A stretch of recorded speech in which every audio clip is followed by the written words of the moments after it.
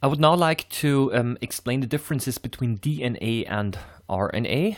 There are, as you can see in this comparison table over here, three important differences, namely the type of sugar is different, one of the bases is different, and the number of strands is also different. And to illustrate this, I've made the two drawings over here. So this is over here, this is supposed to be my DNA, this over here is RNA.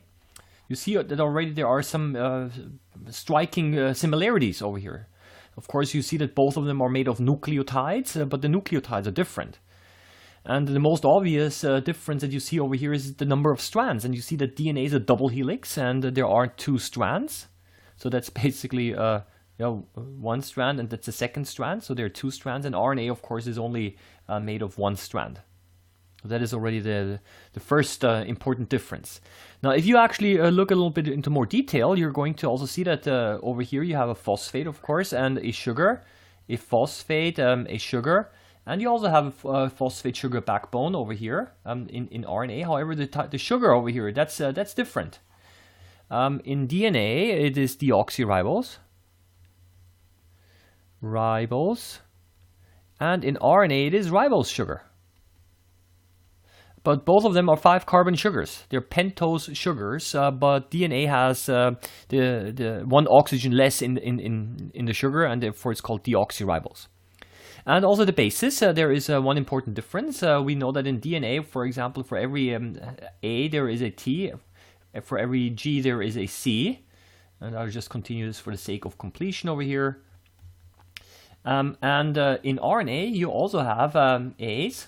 You also have G's, you also have C's, but you do not have a T. You have a U. U is uracil, and that is essentially one important difference. So basically, DNA has A, T, G, and C, and RNA has A, U, G, and C. So there is one difference, U instead of T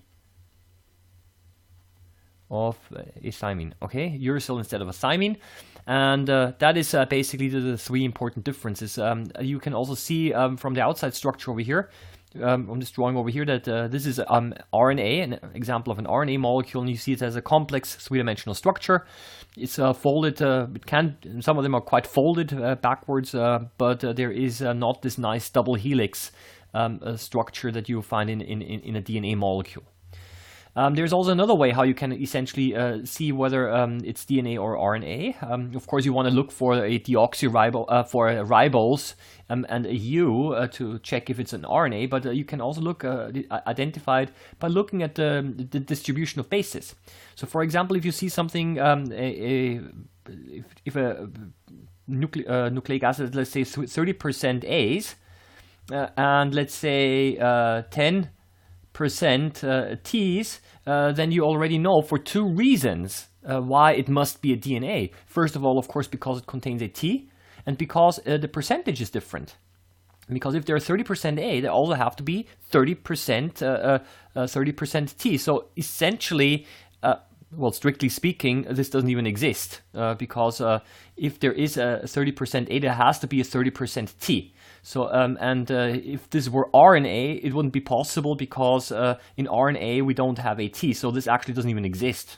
So let me use maybe a different example. So let's say if there's something like a 30% G, it's supposed to be a percentage sign over here. That's really sloppy. Always be careful with your handwriting, because if the IB examiners are not able to read your handwriting, then essentially you might have a problem. You're going to lose points. So let's say we have a 30% G and let's say 10% C. If you see something like that, then this cannot be the case in DNA, because in DNA the percentages between the G and C's and A and T's must be the same.